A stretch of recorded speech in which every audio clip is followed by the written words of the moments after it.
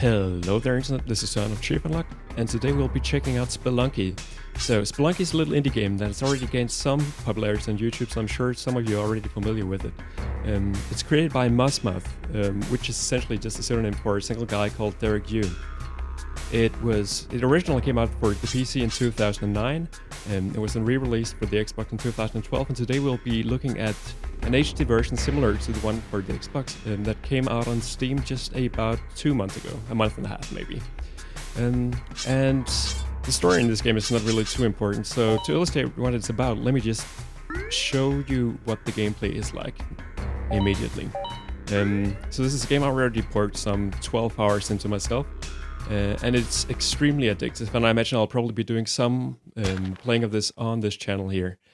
Even though, as you'll probably see in just a second, I'm not very good in this game at all. So the idea is that we're controlling this little spelunker here, who is the guy that we're seeing right here. We run around in some caves, and the sole goal, at least the main goal, as far as I see, there are several different ways of approaching this game, is to gain as much gold as is humanly possible. And the way we'll do that is by walking around, breaking pots, breaking chests, like the one you see right here. We'll find some equipment in these various crates that lie around that will also help us out. So for example, I just found some ropes in that one that will help me traverse the environment quite a bit easier. And as you can see, things go wrong very, very quickly. I just hit myself in the head with a rock. So as you see in the upper left corner, I have in total 4 health. When that health is gone, the game is over. This game is, it's just extremely hard in the sense that everything can go wrong so quickly. So right now I'm just running around this level, making sure that I've got all the stuff that I can before I move on to the next one. To begin with, the game essentially consists of 16 levels, but as one will quickly realize, there are many more levels to it. They vary in the environment, difficulty, what kind of stuff you'll find in them, the way they're set up, and stuff like that. Alright, so a couple of things going on here. First of all, I should mention that everything is completely randomly generated, and I really want to go in there. So what I'll do is put down a bomb, because I would like to get this key that you're seeing right here. And the reason for that will be clear later. I could also use a second, maybe 2 more, or sorry, a third or maybe a 4th bomb to get our friend up there who's called Monty. Or at least that's something that people discuss quite a bit, if this dog is actually called Monty. But what he will do is, if we manage to bring him to the exit of this level, he will give us 1 additional health. Alright, so there are several rules, as you can probably tell, that one needs to learn in order to really master this game. For example, you need to know all the enemies, you need to know these small secrets, and here's a shopkeeper who you can buy stuff from. So let me just buy this bomb bag to get a few more bombs, and I can't really afford anything else. I guess I could afford this paste, so maybe I'll buy that as well. What the paste does is allow us to stick our bombs to various surfaces. So this is not quite how I would usually be playing this game, actually, because another way of dealing with the shopkeepers, instead of giving them money if you think that their prices are too high, even in these days where the economy is completely ballsed up in itself, then another thing you could do is simply just kill the shopkeeper or anger him so that he will run away and or get killed, and you can just steal all of his items if you like. That's the second way of approaching that. So what I got now here is a mattock, which will allow me to mine some of the gold which is sitting around in the level. And as I said, gold is what this game is all about. There's a high score table for the people who gain as much gold as possible, but also there's quite a bunch of people who actually speedrun this game. So try to complete it as fast as possible. Alright, so what we see here is a snake pit, which is a little scary. It's full of traps, but there are various kinds of good kind of things to be found at the bottom of it. So I will try to make my way down here and hopefully not get killed in the process. I sort of sorry that I threw down my medic. Oh, and I just took some fall damage, so that's a thing as well. Because I could have used that medic to gain access to the dog that we saw a couple of levels above. Here, you can also see there's a new medic line around that I can also take if I so desire. The medic has a limited lifespan, so at some point I'm going to be interested in getting a new one anyway. So for now, let me just get the gold that's around here, maybe take the new one, and then move on. Spiders falling from the ceiling and killing me. And that's exactly how fast things can go wrong in this. So yeah, I think it's a pretty good example of how a Spelunky run typically evolves. I should say that that was entirely my fault. The controls in this game are just perfect. If it looks like I'm the controls are acting out a bit weird, it's because I'm currently playing on a controller, whereas usually I'm playing on a keyboard. I would say that both are exactly as feasible. It's not like one is better than the other, but I'm the kind of guy who likes to play with a controller, so I finally managed to set it up for Spelunky as well, and we'll be probably playing with that first and foremost. But for now, let us take one more run here, see what happens, and then I will probably end up this video by telling you a little bit about why this game is so addictive, at least if you ask me. So one obvious reason why I think it's addictive is the fact that every run is a new one. So everything's completely randomly generated. There are tons of various items to be found, just like we found the Matic on the last run. I think yeah, I'm not going to give a count on it because I'm almost surely getting it wrong if I do.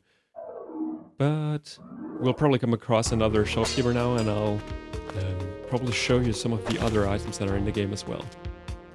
There I could have probably hit myself in the head with a rock again if I wasn't careful, which I was not. So many spider webs all over the place. So you can also approach this game in many different ways. So right now I'm sort of min-maxing, trying to get all the crates, all the gold that I can. But I mean, every single piece of gold carries an inherent risk to it. I mean, the more you spelunk, the more likely you are to get into trouble. Okay, so I would really much like all of this stuff actually, but I can't afford it. So what am I gonna do? Now, let me just whip this guy. He's gonna drop his shotgun, and I was hoping to pick up that shotgun, but I didn't manage to. So now everything is going wrong again. It didn't go too bad actually, because he managed to kill himself on some spikes as well. So the game is sort of fair like that. I mean, I'm almost definitely going to die in some crazy way in just a second, but at least all the mobs in the game are as well. So what do I have here? Well, first of all, I've got this shotgun, which I can use to kill all the mobs. So that's going to be hugely beneficial for me. Also, I have a cave, which allows me to avoid getting fall damage by falling slower. I have got some climbing gloves, so I can traverse the landscape vertically now. And also I have some spectacles, which allow me to see in dark levels. We haven't come across any of those quite yet, so I can't illustrate that. But also they allow me to see what gems are hidden in the walls. So as you can see, for example, below me right now, there is a sapphire and a ruby sitting around. And those are worth quite a bit. So this is information that's going to be good to know. Now that I've anchored the shopkeeper though, he's going to be on the lookout for me, or rather his friends are going to be on the lookout for me on all the rest of the levels in the game. So yeah, and there are quite a few shopkeepers. I guess on an ordinary run you'll probably come across something like anywhere between maybe 5 and 20.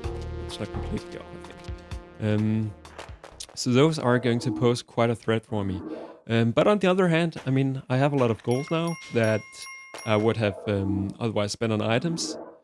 And also I have the shotgun, which is very nifty for my future progress. So let's continue on and see what else this brings us. I hope I will be able to show you in the next level of the game. I probably won't show you an entire run because those tend to be fairly lengthy. If you speedrun the game, there's an achievement for doing it in less than 8 minutes. I think when I first completed like the full game, that probably took me something around 40 minutes. So that's the kind of thing that we're looking at here. Also, I'll probably die before I even get that close. But for now, let's carry our little pug friend here onwards and let's try to avoid getting hit by that snake. Our dog is going to survive for now. He also has a tendency to get himself killed on various of the traps that are lying around. For example, like spikes or these arrow traps that you see me triggering right now. So I apologize, I know that there's a lot of stuff going on, but that's simply just how this game... that was a snake in that pot. Didn't see that coming, even though I probably should have. There's a lot of stuff going on in this game, and that's just the way it works. Also, there's actually a timer. Right now, I just want to make sure that I kill off this shopkeeper. And I managed to do so. There's actually a timer on each level, so that if I don't complete the level in 2 minutes and 30 seconds, a ghost will come after me and try to get me. So anyway, if you're the kind of guy who is into old school platformers, this one having quite a twist. I wouldn't call it a Metroidvania kind of game because it's not. It's fairly linear, but it does have the items that you often see in a Metroidvania, which will make your run typically. Right now, I'm just climbing around, making sure I'm not missing anything. Probably will see this ghost appearing in just a second. If I could make my way out of here. I would like to see what's on... Okay, so now it says a terrible chill runs up your spine. That means that the ghost is on his way. If I'll just let the ghost come close to me to sort of illustrate what's up with that. If the ghost touches me, then the run is over, then I'm dead. And here it comes. It's not too fast, but still it carries quite some speed. And I mean, if you haven't planned your route accordingly, you can very easily get into trouble with the ghost.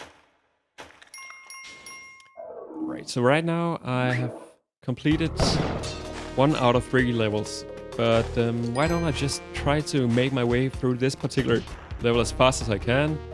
That was a little bit too fast, and that shopkeeper saw me and now he's going to be pissed.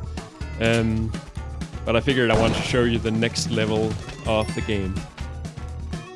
Rather, the next sort of environment that we'll come across. Sorry about that, Monty.